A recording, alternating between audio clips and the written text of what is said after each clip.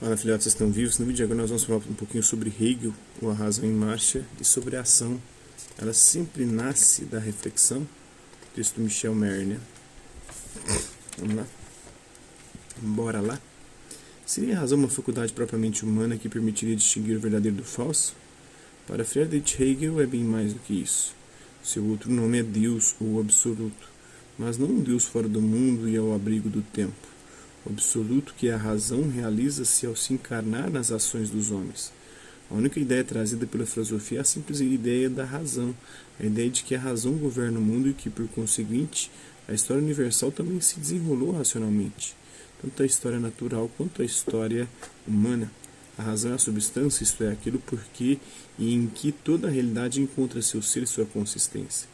Ela é infinita potência, não é impotência a ponto de ser apenas o ideal, um simples dever ser que não existiria na realidade, mas se encontraria não se sabe onde, por exemplo, na cabeça de alguns homens. É preciso trazer à história a fé e a ideia de que o mundo do querer não está entregue ao acaso. Um fim último domina a vida dos povos. A razão está presente na história universal. Não a razão subjetiva e particular, mas a razão divina, absoluta. Entretanto, se abrimos um livro de história, não é a razão e, logo, a preocupação pelo universal que parece motivar as ações dos indivíduos, mas interesses pessoais, egoístas, paixões. Para que eu faça de alguma obra, é preciso que por ela esteja interessado, devo dela participar e quero que a execução me satisfaça, que me interesse. Dizemos, portanto, que nada foi feito sem ser sustentado pelo interesse daqueles que para isso colaboraram. E esse interesse chamamos-lo de paixão quando, recalcando todos os outros interesses ou alvos, a individualidade por inteiro projeta-se sobre um objetivo com todas as fibras interiores de seu querer e concentra nesse alvo todas as suas forças e todas as suas necessidades. Nesse sentido, podemos dizer que nada de grande se realizou no mundo sem paixão, diz o Nietzsche. O Nietzsche não, o Hegel, desculpa, gente. Estou quase dormindo aqui, cansado o dia inteiro, gravando vídeo para o canal. A razão em marcha na história serve-se, portanto, das paixões individuais para triunfar. Isso ela é bem astuta, resulta das ações dos homens, algo diferente do que projetaram e alcançaram, do que sabem e querem imediatamente. Eles realizam seus interesses, mas ocorre ao mesmo tempo alguma outra coisa que ali está escondida, de que suas consciências não se davam conta e que não penetrava em sua visão. Um exemplo é César em perigo de perder a posição a que tinha galgado e sucumbir sob o golpe dos inimigos. César combateu-os, levado pelo mero interesse de assegurar sua posição, sua honra, sua segurança, e os venceu. Ora, na medida em que seus inimigos eram senhores das províncias do Império Romano, sua vitória sobre eles foi ao mesmo tempo uma conquista da totalidade do Império. Tornou-se assim, sem tocar na forma da Constituição, o senhor individual do Estado. Ora, poder único em Roma, que lhe conferiu a realização de seu objetivo à primeira vista negativo, era ao mesmo tempo uma determinação necessária na história de Roma e na história do mundo. Compilado por Nathalie Zamora, todas as citações são extraídas de A Razão na História de Hegel. É interessante isso, que é a razão em marcha aí, e os interesses particulares dos indivíduos, mas eles não têm noção e consciência disso, mas há uma razão por detrás que move todas as coisas. As próprias ações do Bolsonaro, que a gente interpreta como um absurdo, mas tudo isso tem uma razão de ser. A gente pode não compreender agora, mas a gente vai ver mais na frente e vai atingir a consciência de que tudo isso foi importante para que momentos posteriores viessem, para que reações a isso surgissem e para que a gente pudesse alcançar cada vez mais um conhecimento mais ampliado da realidade. A ação nasce sempre da reflexão, Michel Meyer. Passar ao ato consiste geralmente em pôr em prática a resposta mais adequada a um problema dado. A racionalidade reside na adequação da solução ao problema. Os meios utilizados para isso, se chegar, fazem parte da resolução.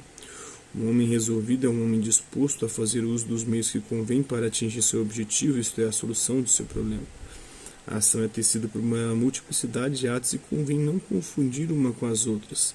Cada dia é feito de 1001 pequenos gestos que sustentam alvos mais longínquos e mais essenciais, implícitos ou explícitos. Aqui termina a psicologia ou a sociologia e começa a filosofia. Quais são os problemas últimos e irredutíveis que fazem agir os homens? A relação consigo próprio, a relação com o outro e a relação com as coisas constituem as questões mais fundamentais que existem e que preocupam a todos, quem quer que sejamos. Como pode o filósofo abordar essas questões? Não se pode a isso responder da mesma maneira que um cientista resolve seus problemas. Para ele as questões desaparecem uma vez resolvidas, e é dessa maneira que a ciência progride. Em filosofia, ao contrário, o alvo do responder é elaborar, conceber e conceituar as questões. A cada época retoma-se com um novo custo as velhas questões. É por essa razão que a filosofia nutre-se de seu passado sem esperança de resolver de uma vez por todas questões como as da liberdade, da vida e da morte ou da ação.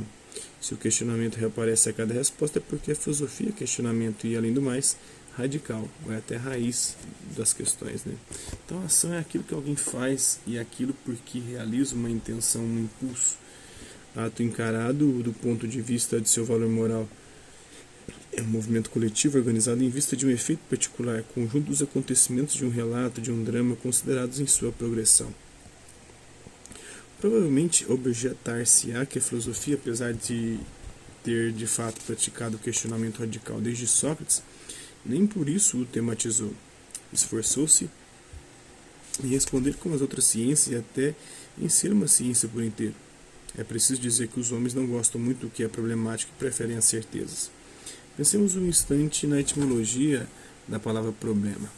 Era a pedra atirada no meio de uma estrada a fim de parar os viajantes que se queria saltar. Daí a associação do problema e do obstáculo.